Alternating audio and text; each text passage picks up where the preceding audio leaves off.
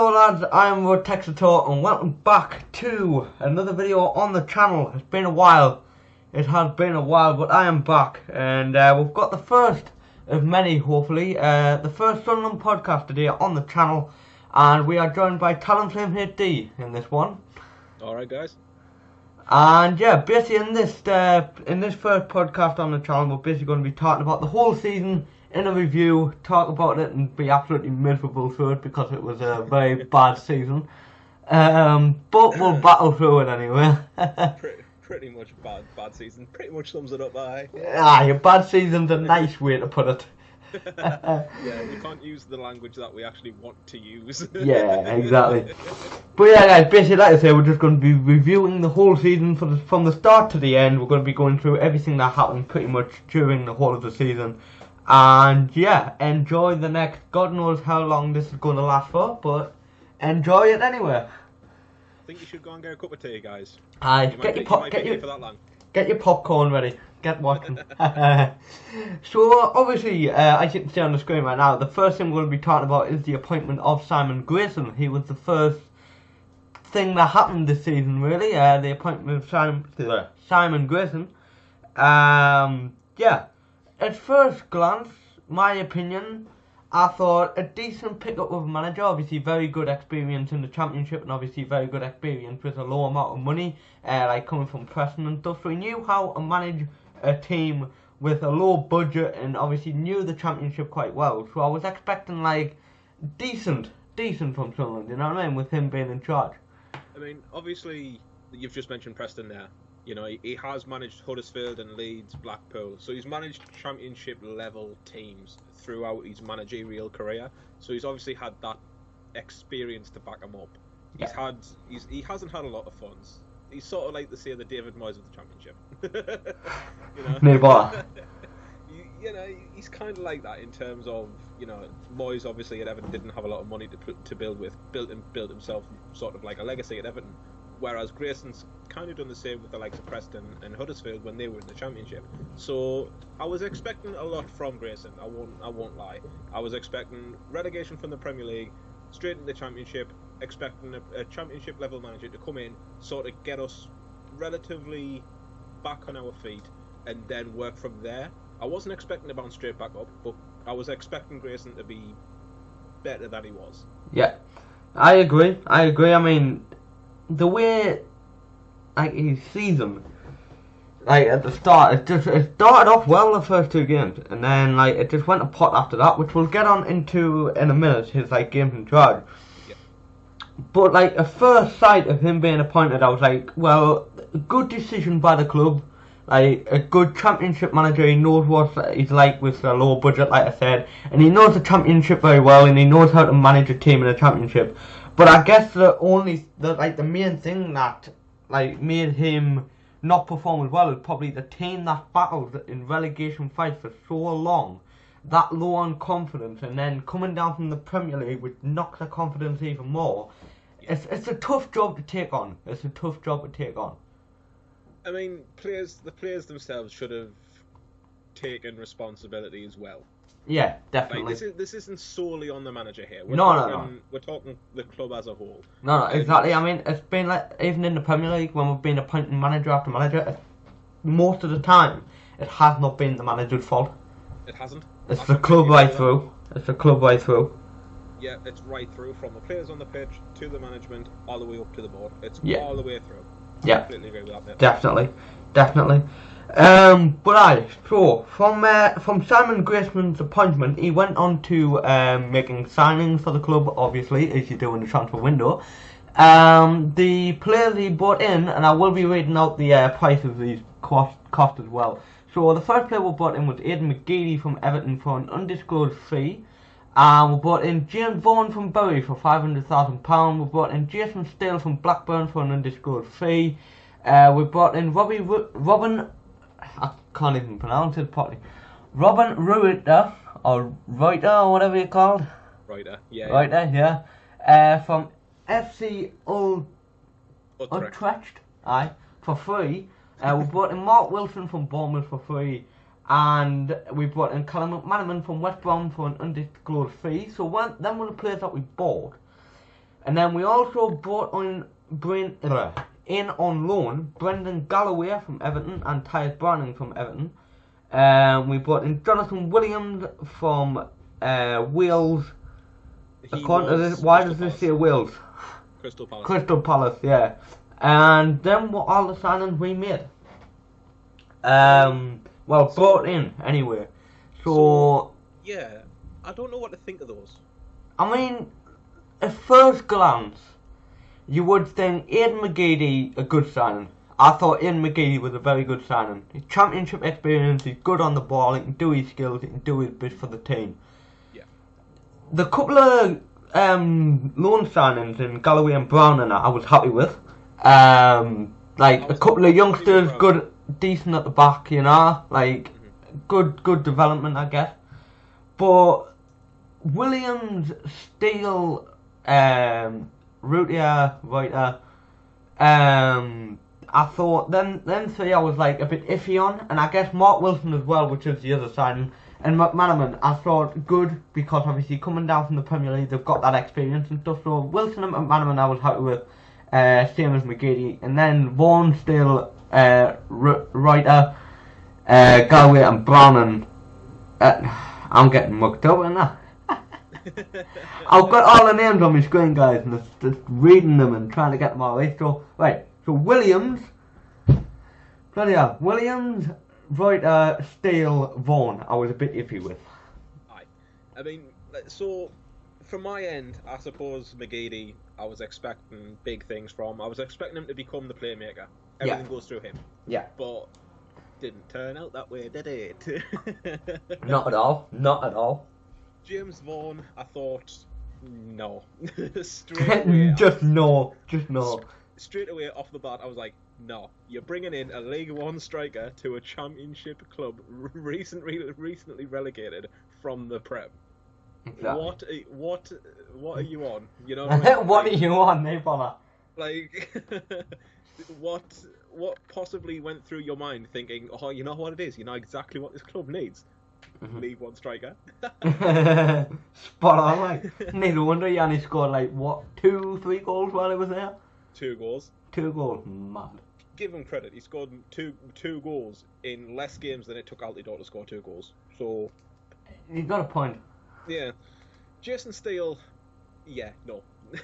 Just no again. Nah. No, straight off the bat, no. I thought he was a mediocre keeper to start off with at Blackburn. Pretty sure he had a spell at Middlesbrough as well, at some point in his career when he was younger. But yeah, no, didn't really rate him as a keeper, and I still don't rate him as a keeper. Yeah, definitely not. No, I wouldn't play him anywhere on the field. Not my keeper. Robin Rutier though, I was very happy with his transfer. Yes, him. I thought he come from a decent team. And he performed well before he came here. I was expecting him to be decent in goal. I wasn't expecting him to be a Pickford, Manone, bloody Mignolet, but I was expecting him to be decent in goal. Aye, I mean he had a solid few seasons in the Dutch league for Utrecht. Obviously on a free transfer, but 30-year-old. I thought to myself, well, he's starting to wind his career down a little bit now. Yeah, looking for a different challenge. Obviously, still a solid keeper, 30-year-old, but I think that's kind of let him down a little bit. Yeah. I don't think he made the transition as fast as he wanted to. No, and I mean, while he was playing in goal as well, you could tell he was nervous and stuff, and he wasn't our confident and stuff like that. So. I mean, I think, honestly, I think he wanted to impress, but obviously with the way things were going and the constant swapping out of the team and.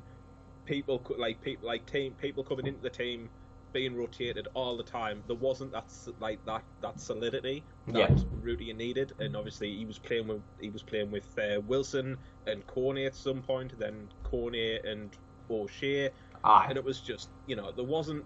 It wasn't a constant back five. It was changing all the time, which didn't help. Exactly, and I don't think that helps keepers. It really no, it doesn't. Even in the Prem, it's nice to know what you have in front of you, helping you, not to build those relationships on the pitch. Yeah, exactly. Who's next? Mark Wilson.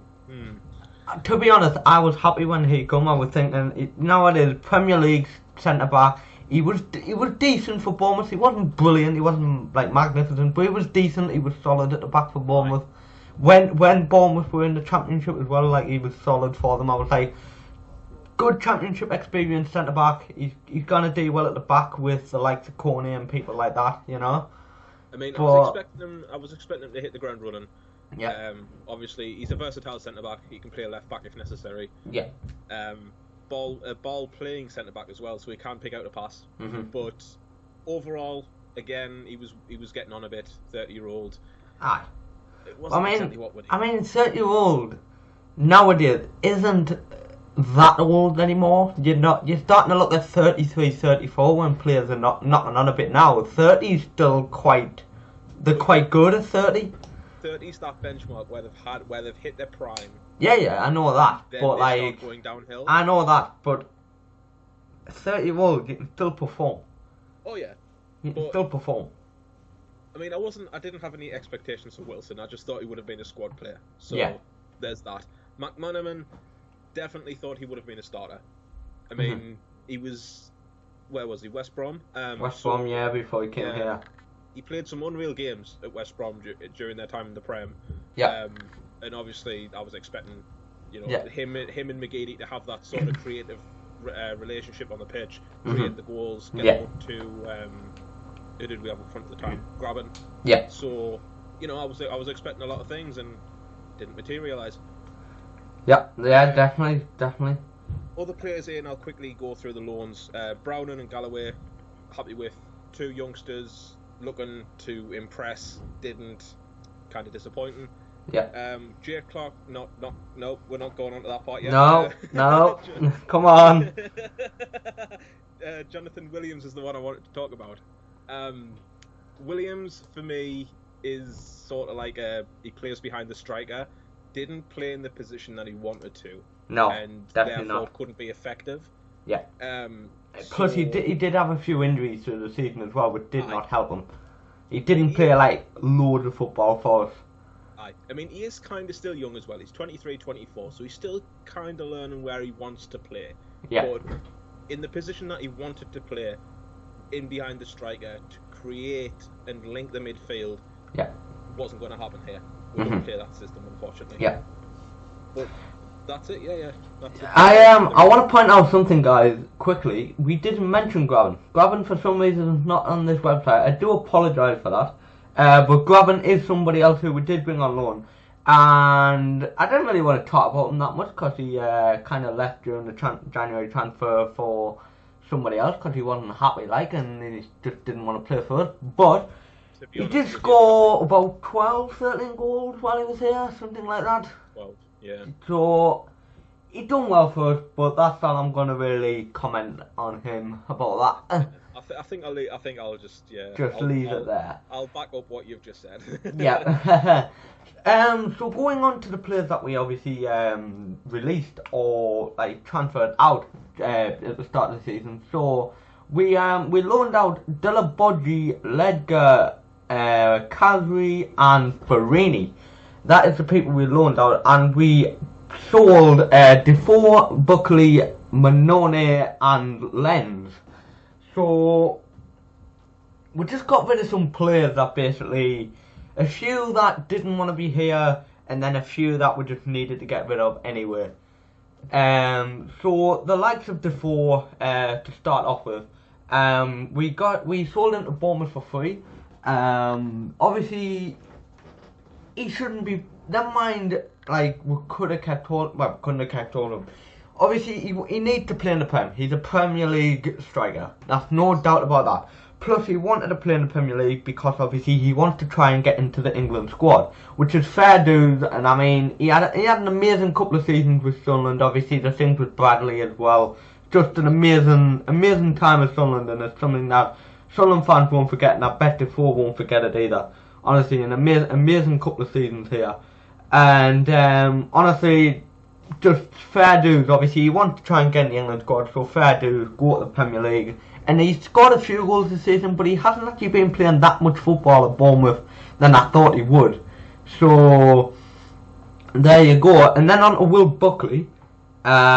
We sold him to Bolton for free, and I think that's just one of those players who we just needed to get rid of, personally. Yeah, like, he was just collecting dust. I mean, he was on loan last season, and then he's just collecting dust at Sunderland. I mean, he didn't really do much for us. You know what I mean? Not a lot. So, yeah. Then on to Vito Minone was sold to Reading for £2 million. Another player who didn't really want to be at the club, after obviously being the second choice keeper behind Pickford at the time. And he just wanted to leave, he wanted to get closer to home or something, didn't he? So obviously Reading's closer to home for him. Yeah. Like where his family was anyway, so... Yeah, it was something to do with personal yeah, personal I would like to return. see him stay. Honestly, I think we would have conceded less goals this season if he was still here. Yeah. So, and then on to Jeremy Lenz, obviously he's got the Bestigas, which I believe was selling him for like 5 million, I want to say. It's an undisclosed fee here on the page we've got, guys, but I believe it's something like 5 million that was agreed. Yeah. So he's obviously gone, and he's another player, obviously doesn't want to play in the Championship, and obviously he didn't really want to be at the club anyway, since Jeremy Lenz kind of had the wrong attitude as well. Yeah, he didn't have a good attitude. No, definitely not. So he was sort of like a ticking time bomb, if you like. Yeah. You know, if he had played, how long until he would have? Aye. You know. And I mean, when he was playing in pre-season as well, he didn't even look like he'd been training. He looked like he had like a bit of fat on him, and that is like you don't see that in a footballer. Yeah, I wasn't going to mention that, but now that you have, yeah, he did kind of look sluggish. If you Aye. like. Yeah, like, which is not what you expect in a professional footballer. Like, I mean, come on. Yeah, there's one player that we will talk about in a few minutes that's going to fall into that category as well. Alright. And then on to the, obviously that's all the players we sold. And then going on to the players loaned out, so Delaboji, I honestly thought Delaboji might be one of those people that might stay at the club during the Championship, personally. Yeah. But obviously we loaned him out at Dijon and or Dijon, whatever you. Honestly, I'm crap at pronouncing things, mate. Like, it's fine. but we loaned him out, and he's had a cracking season at Dijon anyway. So he has. Really. And obviously it's probably gonna look like he's obviously going to be sold probably to Dijon. To be fair, they're probably going to keep him. I can't see Delaboji being a League One centre back next season. No, definitely not. Definitely not. Ledger went to Hartlepool on loan. Obviously, that's just a youngster, so he just went out for that experience and stuff like that. And then Wari Kazri went to Rennes on loan, and looks like he could be a full transfer as well at the end of this season. Obviously, just another one of them players that just doesn't want to play in the Championship. And when you get relegated, he's just one of those players that, like, it doesn't really want to be at a Championship club. And he's that much of quality that he doesn't need to be at a Championship club, in my opinion. So he falls into the same category as Jeremy Lenz. Yeah, definitely. So that's all I've got to say on that. Yeah.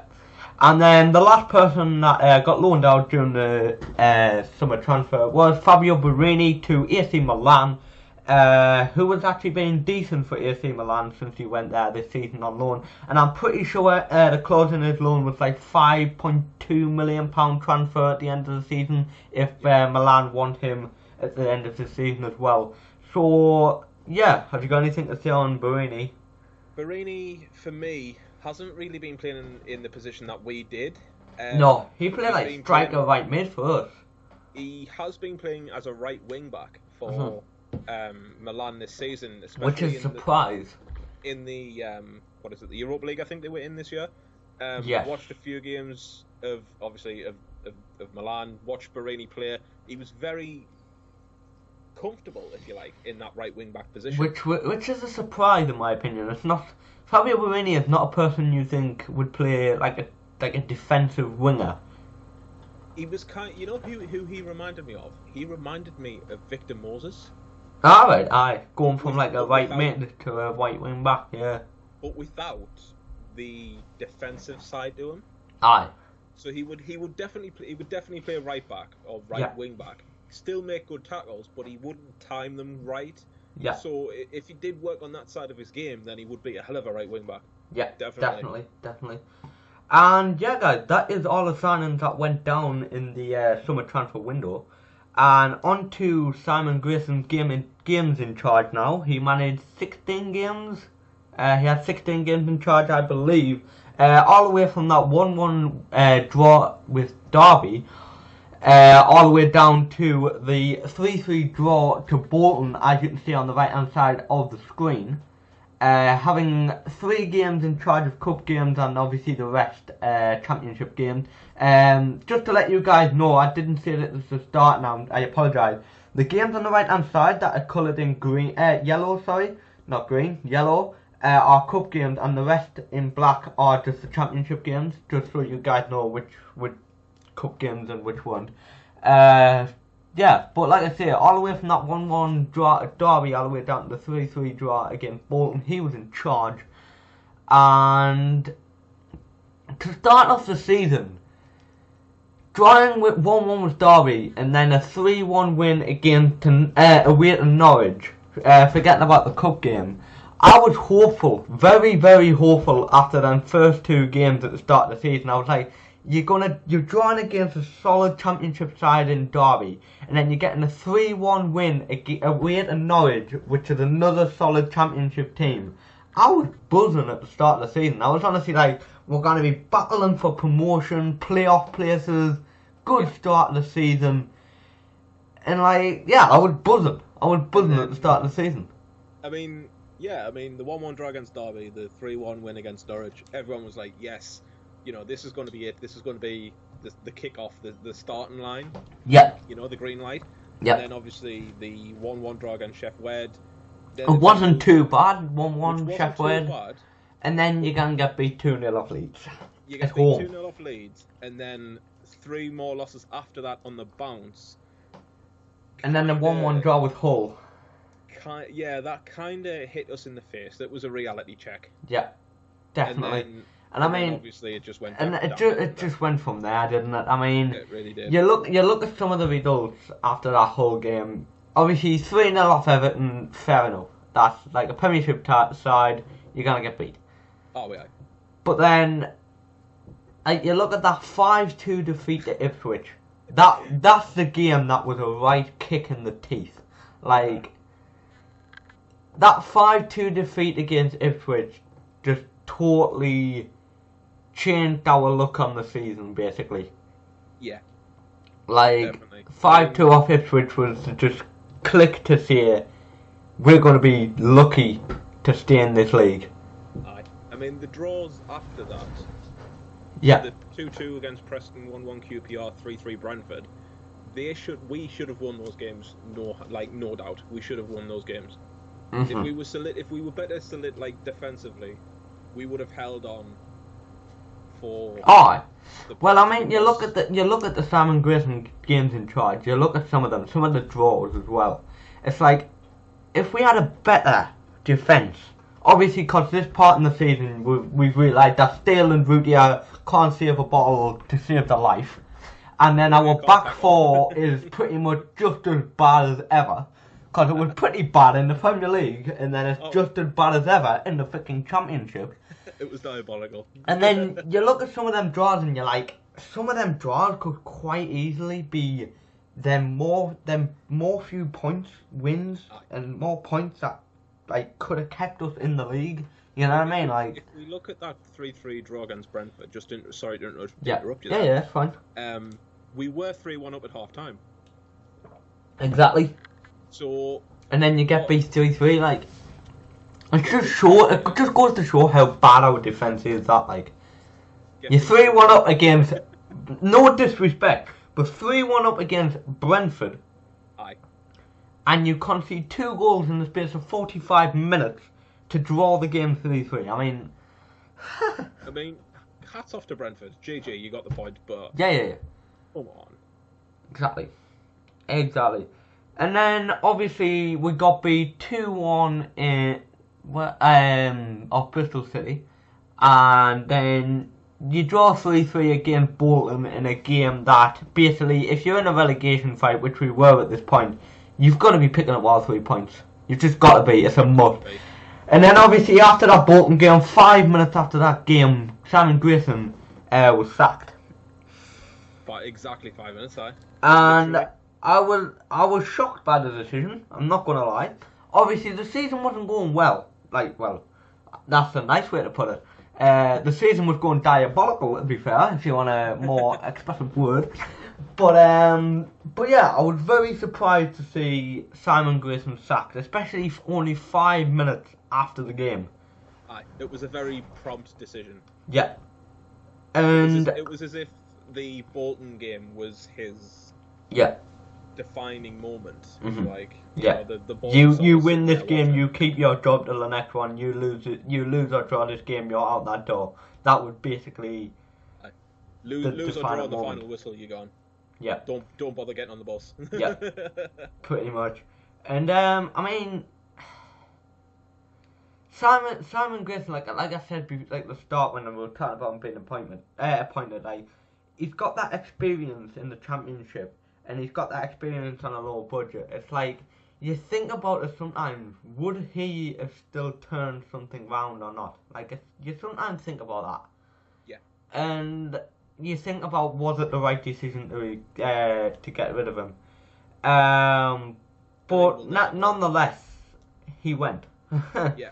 I mean, No. we'll never know what would happen if he stayed the entire season. No, exactly. You know, not. he could have turned the team around. We just Yeah, don't he know. could have. He could have. But yeah, I mean, I want to thank Simon Grayson for his time at the club. Quickly, obviously he tried. He tried. Yeah. It's a tough job, Sunderland. It really is. I would like to be the manager of Sunderland. Honestly, I would say some very, very nasty things in the dressing room if I was Sunderland manager, because of that crap. I mean, It's a nice way to put it. If Football Manager is anything to go off, we know exactly what you'd say. Exactly. But yeah, Simon Grayson, thank you very much for obviously being a manager. We Sunderland fans are a hard bunch to please. Yeah. You know. Well, I mean, not really. All Sunderland fans really expect is just a team that goes out, gives it all, and that's all we really expect. In my opinion, as long as the team go out there and perform for 90 minutes, Aye. we're happy. As long as you If put they a decent don't, performance on, then if we'll you- get on their back. Yeah. If you put a decent performance on and you know you play your heart out for the full 90 minutes, fair enough. But if you're just going to sit there and take a beating and not even try and fight back, just get out of the club. Yeah, definitely. Not Grayson, the players. Just saying. Yeah, definitely, yeah. And then moving on from Simon Grayson's sacking, we did have the Middlesbrough game and the Millwall game, which we got beat against Middlesbrough, and we drew against Millwall. And then this man came along, Chris Coleman. Actually, I'm going to say it now. I was very, very surprised when he was appointed manager. I did not expect him to leave the Wales international job to come to Sunderland. Like, it was a massive surprise for Sunderland fans.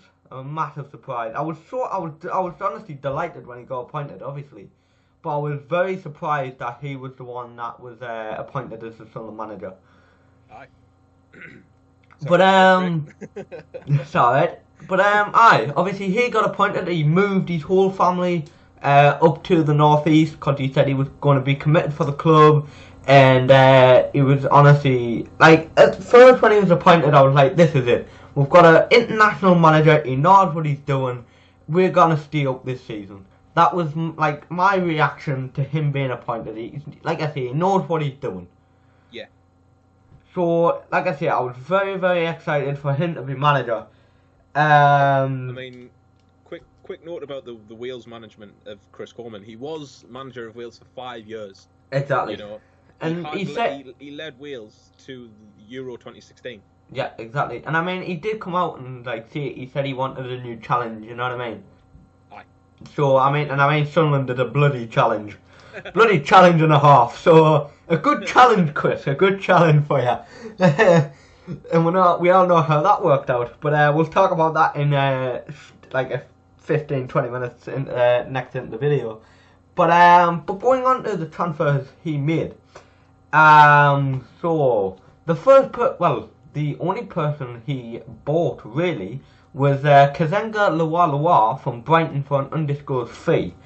And then he brought in on loan Lee Camp from Cardiff, Jake Clark-Salter from Chelsea, Ove Joria from Liverpool, and Ashley Fletcher from Middlesbrough. So them were the players he brought in. And the signings, I thought, a lot of youngsters, but a lot of good youngsters, a lot of youngsters that had put in performance for their Parent club. Yeah. for their parent clubs, like youth teams. They put in some very good performances, you know. So I mean, starting with Lualua, who is not one of them youngsters, to be fair. But Lualua, I thought, right, a very good winger. Obviously, that championship experience again, which we're always looking at right now. Lualua from Brighton, obviously done well in the championship for Brighton when they were down here. And I was happy about the signing. And championship experience. He can score goals. He's pacey. He can create. It's like a McGeady, pretty much. I was expecting Lualua. I was happy with Lualua. Yes, he's ex Newcastle. We all know that. We all know what Sunderland fans are like. Oh, yeah. Newcastle. Aye, blah blah blah. Yeah, but definitely. I was one of the hopeful. Yeah. You know, I've watched Lualua play over the past few years, and I like him. He's explosive. Yeah. He's got pace. He's got technical ability. He can put a ball in the box. Yeah. But the thing about Lualua, his time at Sunderland, I think he only started once. Made 4 substitute appearances. I mean, you bring him in, and you don't play him. Like, he must have been doing something wrong in training. Must have. Either that or he wasn't match fit. Yeah. Well, I mean, he wasn't match fit when he first come here, did he? So no, exactly. So it took him a little while to get that match fitness up, and then obviously going on to the loans that were brought in. Lee Camp, what an absolute joke that was. That's even worse than friggin' Stale and Rooney. Oh man. Lee Camp, sort your bloody haircut out. Oh man, we'll come on to that when we talk about Chris Coleman's games in charge, but Lee Camp, man, he couldn't honestly. I talked about Stale, He couldn't dive. Yeah, no. Like, I talked about Stale and Reuter couldn't save a ball to save their life. This guy, just no word can explain how bad he was. I could do a better job in goal, and I can't even play football properly. For God's sake. And then, obviously we brought in Jake Clark-Salter, which I was hopeful about. Like, a good youngster, he performed very well for the Chelsea under-21s. I was hopeful for. He didn't do what I was hoping for, though. No, I think he had a couple of red cards and that, and it was like not what I was hoping for. Ove Joria, another person I was very hopeful for, obviously doing well in the Liverpool youth squad, and a very good creator. Like, he's a good creator, like the likes of Williams, McGeady, Lualua. Another person who can create a lot of goals. And Ashley Fletcher, when he was at West Ham, I thought like he's very good. He was good at West Ham, coming off the bench and that. And I was like, right, we're replacing Graben with another person who can score goals. He may be still young, he may haven't that experience, but he can score goals, which at the time we needed. So we needed a goal scorer. Did it turn out that way? Hell no, did it not. But give him credit, he still scored a few goals. He scored a few goals, but in my opinion, I expected a bit more than he did. To be honest, with regards to Fletcher at least, he's 21. Yeah, so exactly. He's still young. That's why I said he's like unexperienced and that. Yeah, he's still learning how to play the role as a striker, and yeah. You know, he's still learning the craft. So give him credit where it's due. You know, he scored a few goals. He got into the right positions, made the runs that was required of him. That was that was needed. A few more goals I would have been happy with, but overall, I think Fletcher, give him another few years. I think he's turned into a handy little striker. Yeah, definitely. I'm expecting big things from Ashley Fletcher in the future. And then going on to the players that went out of the club during the January transfer window. James Vaughan went to Wigan for an unknown fee. I think it was like 500. Was it $1 million? Was it? No, it was something like 1 or 2 million. I thought it was like 500k. Oh well, I thought it was like exactly the same as what was bought for. But anyway, he went out the door, which I was happy with. I mean, he wasn't doing anything at the club. He literally was not doing anything. He was absolutely pathetic. And then also we loaned out Tom Beadling to Dunfermline. Obviously, one of them youngsters again, like Ledger, going out to get pretty much match experience and stuff. And then Didier and Dong went out on loan to Watford. Same as like Kazri, Barini, Len. Didn't really want to be at the club, did he? Like, didn't want to be at the club. Didn't want to be here. You know what? You know what's ironic though? What? He wanted to leave the club. Went to Watford. Hasn't played since. Exactly. I can see him leaving though this summer. Oh, like the likes of Kazri, Barini, Len. I can see them all going. They're not playing League One. They're hoping hell. I honestly think Ndong will go back to France. Probably. Yeah. I think we'll not get the money back from him though. We'll not get the 13 million we bloody bought him for. Gilabodji, Kazri, and then Dong will go back to France. Barini might stay at Milan because he has done really well at Milan. So yeah. And then also we released Mika during that time as well. He basically was just never played, collecting dust, and he wanted to leave because obviously there was no point in him being here. So yeah. So, obviously, that's the transfers that were all made in January, and now we move on to Chris Coleman's games in charge. Obviously, the first one being a 2-1 defeat to Aston Villa away. Mm-hmm. And obviously, Chris Coleman had just arrived at that point, so I don't think anybody was really expecting much from that game. Really. Well, we were kind of hoping he would have that Sunderland manager first game win.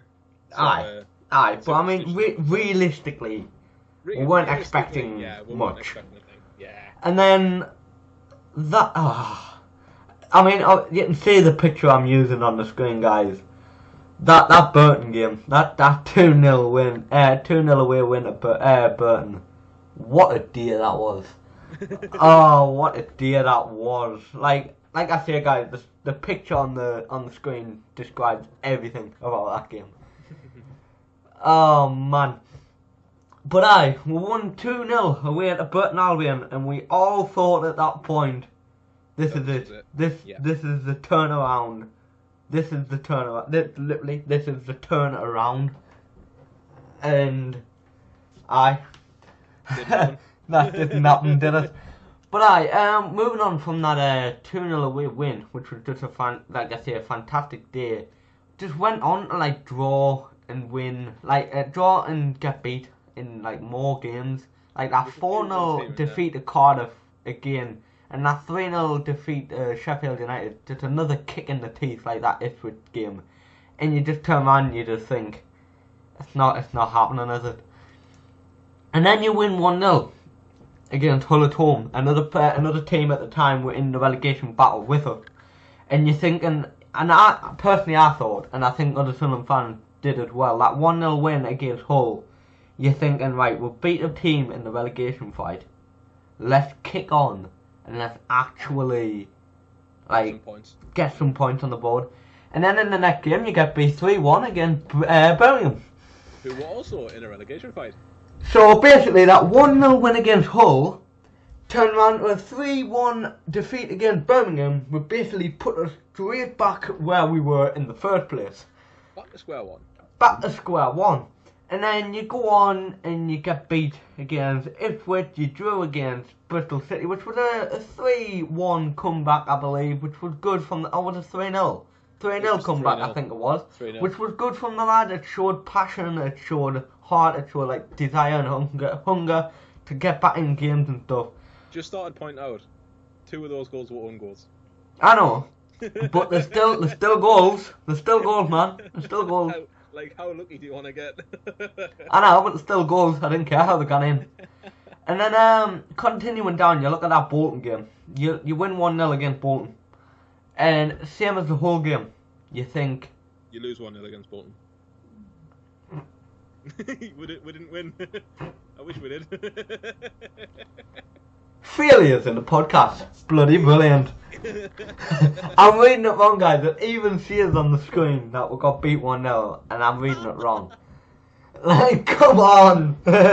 This is what happens when you're a Sunderland fan. Your mind starts to go. Exactly. Oh man. But anyway, you get beat against Bolton, and you're like, yeah, that's it. Yeah, that's it pretty now. much.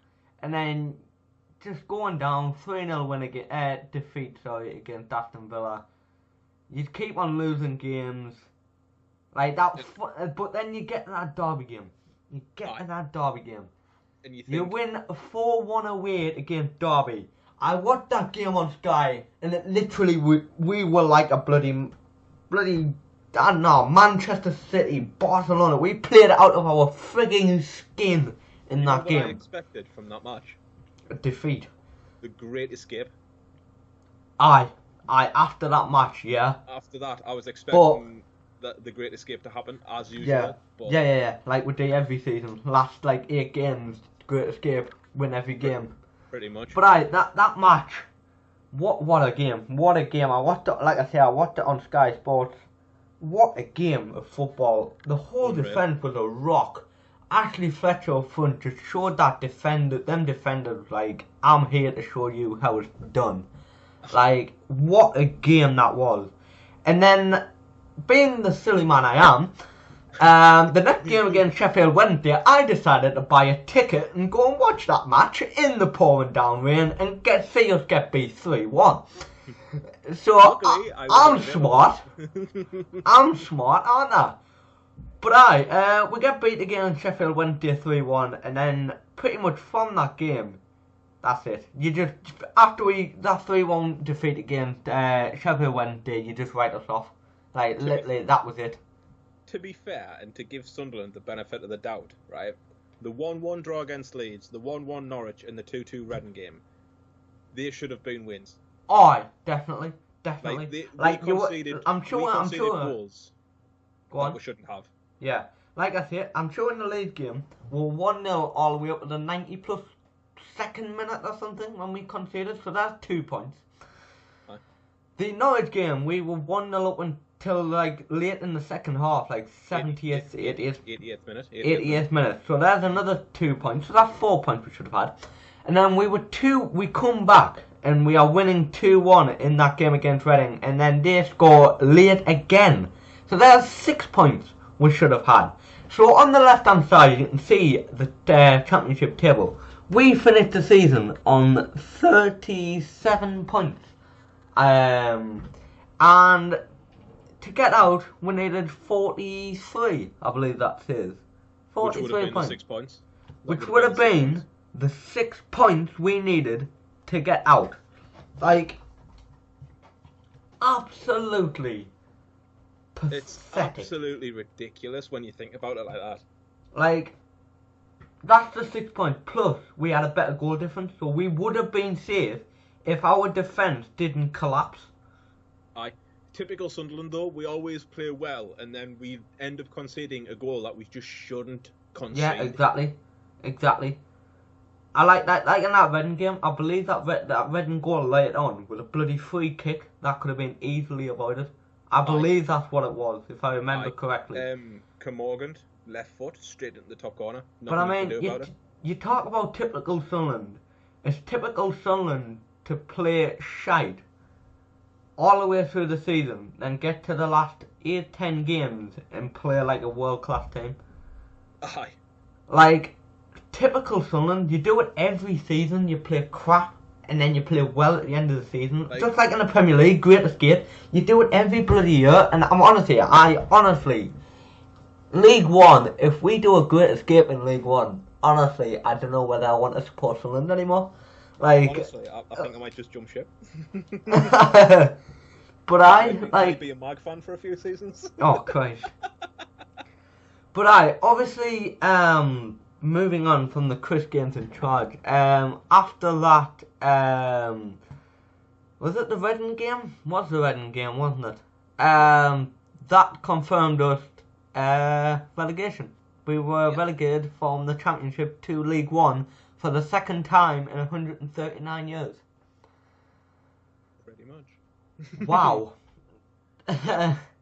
like no one at the start of the season thought that we were going to get relegated. Not one person, not one Sunderland fan anyway. I mean, we were joking about it. Obviously, being Sunderland fans, we were joking, oh, of course we're going down, blah, blah, blah, but we didn't actually mean it. No. You know? Like... I mean, I'm one of those Sunderland fans that said, we're not going to get automatic promotion. We'll be lucky to get in the playoffs. My first expectation at the start of the season was like mid-table, consolidate as a Championship club and build the club back up to where it needs to be.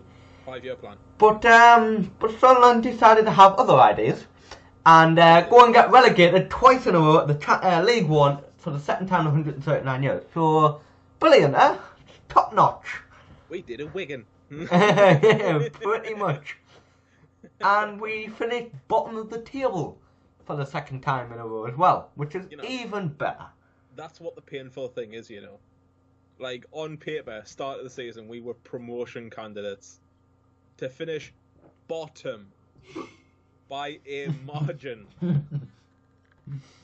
That is the painful thing, my friends. That is what that is what hurts the most. Definitely. Like, come on, Sunderland. We love you. You look at our team on paper and you think, decent team. Decent, aye. Experienced team. But just pathetic season. And we deserved relegation. We didn't deserve to stay up.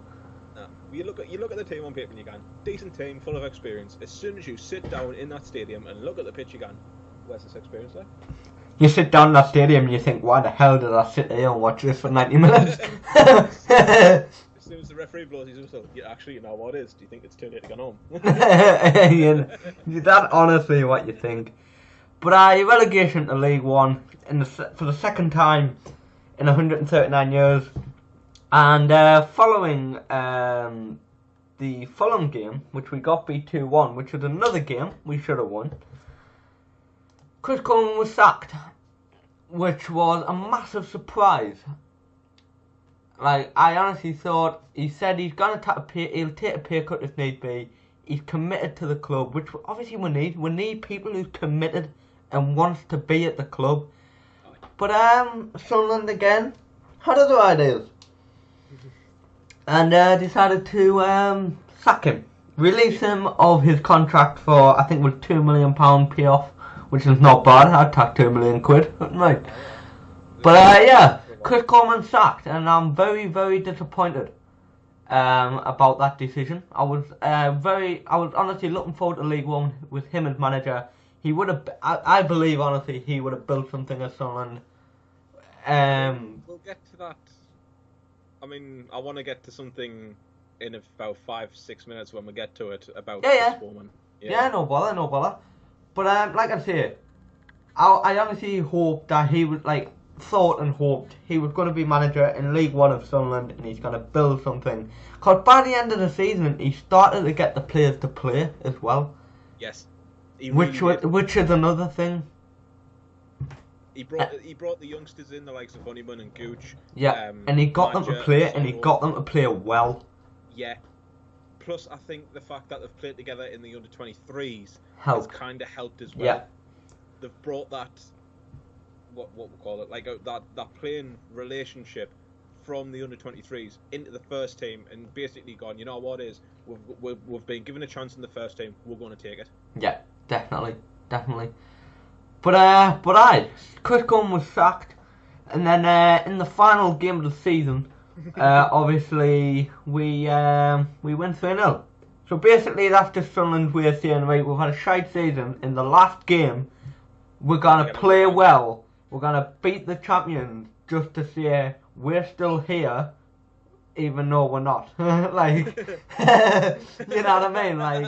And I'd like to share that we are the only team that Wolves has not beat this season. That's how good we are. That is how good we are. when we want to be. Exactly, when we want to be. So, and I mean, it was a cracking game, but I was watching them goals come in, them 3 goals, and I was looking at like, why couldn't you do this all season? Why? Why now have you got to do it when it doesn't matter? Like, it's painful. It is honestly painful.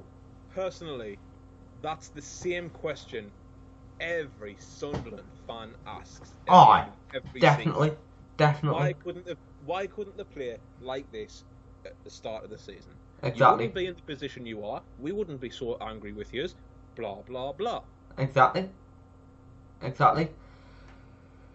then obviously, at the end of the season, this man came along and told Ellis Short where to stuff it, because he's going to take over. Well, him and a consortium. But he's going to be the head of the consortium. He is going to be the head of the consortium.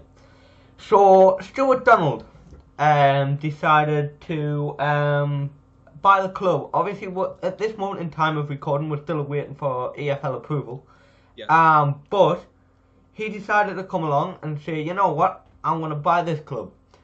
So he obviously sold Eastleigh FC so he could obviously buy this club, because you can't own 2 clubs at the same time. And he is building a consortium, putting people together to have the club. And honestly, this is the best bit of news Sunderland fans have had in a very long time. Yeah. This man, we are praying this man is going to be the saviour of Sunderland FC. Yeah. Because with Ellis Short in charge, well, we're getting nowhere. No. We couldn't see a light at the end of the tunnel, so to speak. And yeah. Now we're kind of hoping that, or at least I am, that, Stuart Donald and his friends are going to come along, build a long-term plan and actually stick to that plan, rather than putting his own ambitions ahead of the actual club. Yeah, definitely. I think that's where Ellis Short went wrong. And I mean, all respect to Ellis Short, you know what I mean? Well, I mean, the one thing I want to say quickly, Ellis Short, thank you for paying off that massive amount of debt. You don't know how much importance that has to our future of the club. Yes. Clearing that debt, thank you very much, Ellis Short. I know you won't hear it from me, but thank you. Honestly. I mean, yeah, that's kind of what I was going to say. I've got respect to Ellis Short for actually clearing the debt. I think it was in excess of 150 million. Yeah. Something like that. It was a very, very extortionate amount. And to be fair to him, he's turned around and he said, right, I'm paying off the debt, then some new guy can have my job. Yeah. And quite frankly, I think that's where Ellis Short went wrong at the start. I mean, at the start of his reign, he was putting the club first. Yeah. Then he turned it into a business. Yeah. And I mean, yeah, I suppose owning a football club is a business. It is. When you start getting greedy. Yeah, that's when it goes wrong. Yeah. If you're not putting money into the club like an owner's meant to do, then there's no point in them being there. Aye. I mean, Allardyce. Sorry, started. No, I think it started just before Moyes took over. If not before that, where David Moyes didn't have that big of a transfer. David Moyes didn't have fund. Allardyce got fund because he's that type of manager that will push an owner forward. Because Allardyce, if you remember, did make some signings. Even then, it wasn't a lot.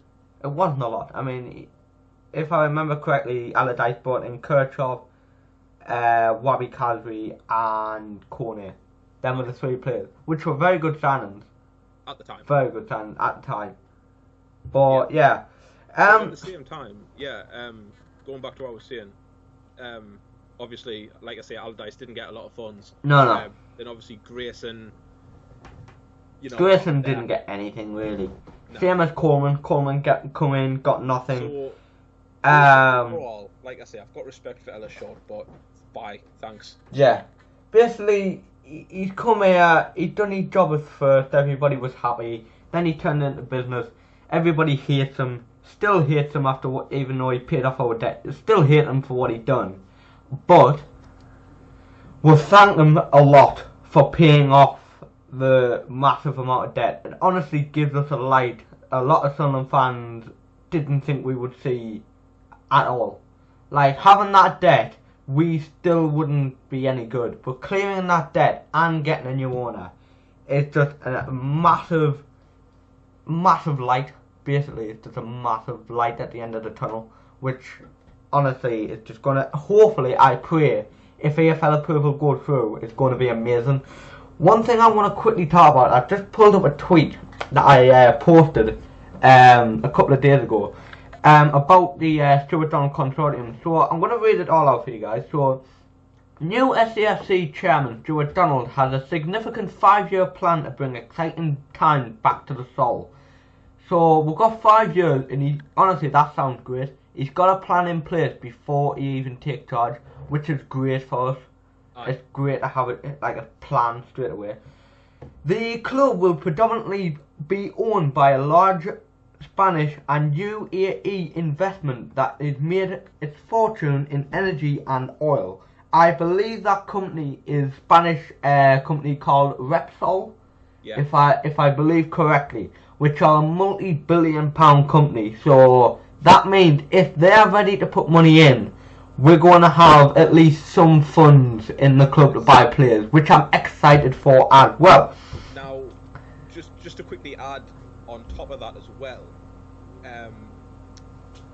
with the fact that this company is energy and oil, you would think that their profits are going to, continue.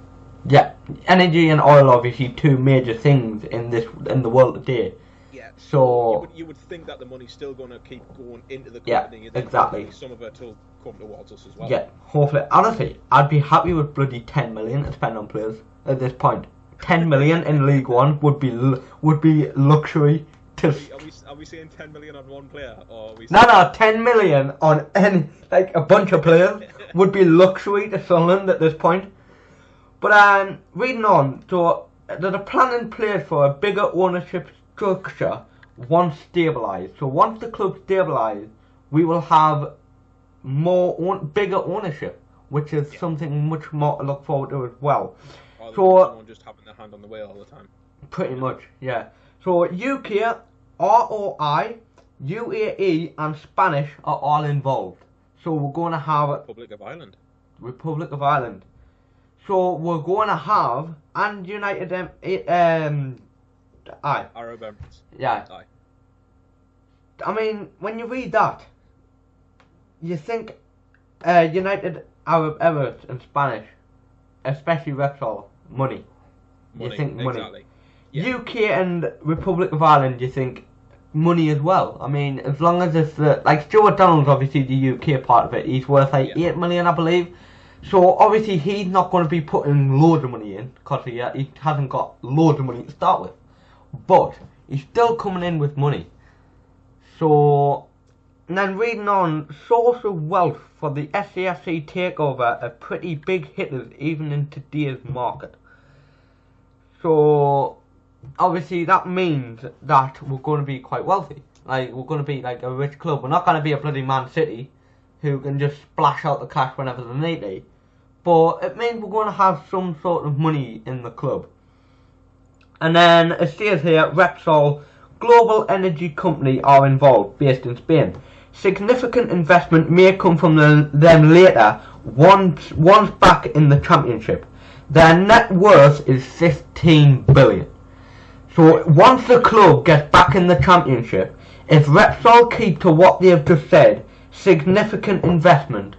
Once we're back in the championship, we could be 5-year plan. We could be looking at promotion to the Premier League. See, this is the thing though. If they've already come out and said this is their plan, so the fans have obviously seen this. So if they don't stick to that, they're going to have a lot of angry Sunderland fans. Just like Elishort did. But that was basically the tweet I put out on Twitter, guys. So a lot of information obviously on the takeover there. And honestly, I'm excited. I'm excited for what this new ownership is going to bring. I honestly don't want us to be a Man City splashing cash all over the place, winning titles, the lot. I don't want us to be that. Because I think that the more plastic fans then, if you just support the team that's splashing cash. You want a realistic Sunderland is a family club. It's a community club. It always has been for the 139 years we've been a club. Aye. I want us to stick to that. I want us to be back in the Premiership, of course. Yeah. But I don't want us to be one of those clubs that are just money and that's it. I want us to still be that community club that we've always been. Aye.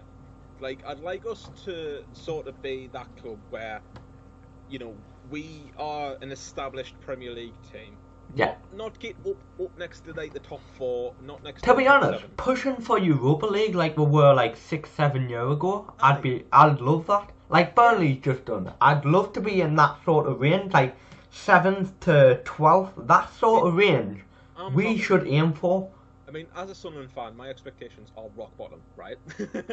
Well, at the minute, yes. But to be fair with you, I would realistically, if we were in the Prem every year, I would be happy with anything from about 8th to 12th, Aye. mid-table. Yeah, mid-table is what year. Sunderland should be a club, and this is not bias. This is honestly truth. Sunderland should be a club, in my opinion, and Sunderland fans' opinion, that are a solid mid-table Premiership side. I know if any Newcastle fans are watching this, they're gonna write in the comments, but like, truth of the matter is, we should be a solid Premiership side. Aye. We're just on tour at the minute. Like, I've got me pinned tweet on Twitter. We're on tour. Aye, we've gone. You know what is this Premier League stuff's getting a bit repetitive. I think we're just gonna casually go down to the Championship, say a hi, then go down to League One, say a hi, and then we'll come back up. And then we'll come back up. And then we'll come back to the Prem. Exactly. And then we'll stay there. But so that's all on the takeover. And then the last thing to obviously talk about is just the end of the season. So obviously we are relegated to League One for the second time in 139 years. Bit depressing, not gonna lie. But at least we won't have to put up with Will Grigg and Wigan and his goal scoring form. Yeah, because Wigan have replaced us. So Yeah. Yeah, that's nice. GG. But yeah, it's end of the season. League One, here we come. Relegation party. Get in. I'm just saying, like, it's mad to think we're in League One, isn't it? It's mad to think. It is. Like, I didn't it's think we'd depressing. ever. I don't even. I mean, I'm older than you. I'm Yes. just saying that now, and never have I, like, in my life so far, have I seen Sunderland being this bad. No. Same here. Same We here. went from the Prem down to the Championship back in the 07-08 season, I think it was. I think it was, yeah. No, sorry, the season before that, the 06-07 season. Right. And then we came back with Roy Keane as the manager, Yeah. as Championship champions. We came straight back up and then established ourselves as a Prem team for like 5 years, and then we started going downhill. Yeah. Now that going downhill was Ellis Short being greedy, Mr. Moneybags. Yeah. And, you know, as a Sunderland fan my entire life, I've seen Sunderland be at their best, you know, with the likes of Phillips and Quinney. I've read the history with Gates and Gabbiadini, all the rest of them. Yeah. The 1973 Cup final. Yeah. And since then, it's just gone absolutely downhill. That's the thing. Our club has got that great of a history. It's so sad to see where we are now. We're in the third tier of English football after the whole of our history, because of an owner who didn't really give a crap at the top, and then a lot of crap through all like the people in the board and stuff just not doing their job like well enough. So basically, during this summer, we need a whole refresh. We need a whole transformation right through the club, and it's and you can see it now, guys. It's starting at the top. We're getting Stuart Donald in a consortium as our owners, and then once that's confirmed, we need to change everything right through the club, from board staff to just people like that through the club, and board to the actual running of the club day by day, and to then the team. squad. Yeah. So basically, we're hopeful for the future, guys. Obviously, we don't know what the future holds yet, because obviously AFL approval hasn't really happened yet, but we're definitely hopeful that that will definitely go through. It looks like it will, but it's obviously not 100% yet. And obviously, we're hopeful for just the future, just hopeful that we can bounce back and we can just get back to where Sunderland should be. Not being biased, but just getting back to where Sunderland should be as a club. Realistically, though, folks, keep your fingers crossed, keep your chin up. That's all I can say. Aye. You know, but aye, we've suffered a bad couple of years. Not just a couple of years. It's a good 5-6 years now. We've suffered. Aye. Suffered a lot on relegation battles in the Premier League. Yes, we're still Premier League. We've had a couple of good times at the end of seasons and stuff, but it's still been a battle. We've had to put up with 2 relegations in a row, though, guys, and it's not a nice feeling. Realistically, I don't think I can see a third. But I can't see it, but we said that about the Championship, so I wouldn't write it off. I'm not going to put it past Sunderland. You know what No. I mean? Not right now. But like I say, keep your chin up, guys. Keep your fingers crossed. And you never know. You never know. Yeah. But like I say, hopeful for the future. And that basically wraps up the whole of the season, really. From starting well in the first 2 games, to having Grayson, to having him sacked, to Chris Coleman coming in, to being relegated, to being taken over, and then hopeful for the future. That is basically the season in a nutshell. So, but yeah, I haven't really got anything more to say on Sunderland. Apart from one thing, which I want to end off with once everything's sorted. So I don't know if you need to say anything else about Sunderland. It's just the squad as a whole. I do honestly believe that we have quite a good number of young talents sitting there being ignored. The likes of obviously I was going to say Gooch and Honeyman and that, etc. But they've been given their chance this season. But I was talking about Beedlin, Ledger, the Robson twins. Yeah. You know, we've got some quite Benjamin Camey Porter, the young 16-year-old that's doing his exams. Yeah. Mumba. You know, we've got that quality. We've got quality. We just need to nurture it and use it correctly. I think that's the way forward for Sunderland. I don't think bringing in these cheapies and the freebies is the way anymore. Yeah. We've Definitely using not. the homegrown talent that we've had at the club for years. Yeah. I agree. I definitely agree. So that's my 2 cents on the squad, guys. If you agree with me, put it in the comment section down below. But personally, I think that's the way to go as far as the squad's concerned. Yeah, guys, that is where we're going to leave the podcast for today, though. Everything's been said. Like I say, I want to leave it on one thing, but that will be in a second once I've done my outro.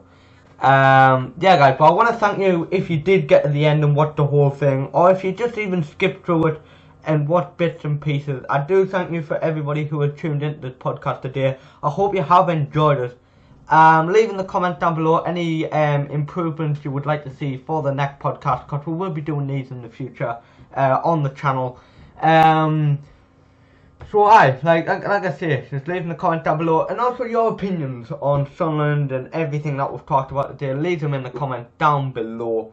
While you're down in the comments, just scroll up that tiny little bit and you'll see a subscription button. Be sure to hit that, and obviously hit that notification button as well to try and get notified when videos go live. But YouTube don't seem to do that anymore, so just make sure you try and watch my videos if you would like to. Also hit that like button if you have enjoyed it as well. If you haven't, hit the dislike button and tell me why. But obviously you can't see our cameras, but yeah, we're messing about. But anyway, also TalonflameHD's link is in the description down below if you want to go over there and hit him a sub and all that good stuff. I want to thank him for recording this with us as well. I've enjoyed talking about the club that we love. Yeah. We still love Sunderland. We all love Sunderland. We're Sunderland till we die. Oh wait, we just don't want to admit it right now. Yeah, not right now. Also, my Twitter and Twitch are in the description down below if you want to go and follow me over there. Especially Twitter, get in touch with us, or just hear me rant about Sunderland. Read me rant about Sunderland every day, pretty much. And obviously I tweet when I've got to go live or upload a video as well. So be sure to follow me on Twitter so you do know that if YouTube having an off day and doesn't want to put my video in the sub box. But yeah, like I say, thank you for watching. And the last thing I'm going to leave this on is a tweet that I put out a couple of days ago, which is a rumour. But Chris Coleman could be back as manager. Ellis just paid off his contract because of high costs. Maybe Stewart gets him back once approval happens. Coleman is still in the northeast at the minute. Think about it, he's just done the bike ride for Bradley Lowry. He's still in the northeast. He said he would take a pay cut, so pay off the high amount. Stewart could get him back as manager. I'm also sure he just ran the half marathon today. I don't know about that, like, but he could have. So that means he could be back as manager. But be sure, guys, that is just a rumour. But that's where I'm going to leave it for today, guys. Like I say, thank you for everybody for watching. Thank you for TalonflameHD for recording this with me. And yeah, guys, I shall catch you guys later.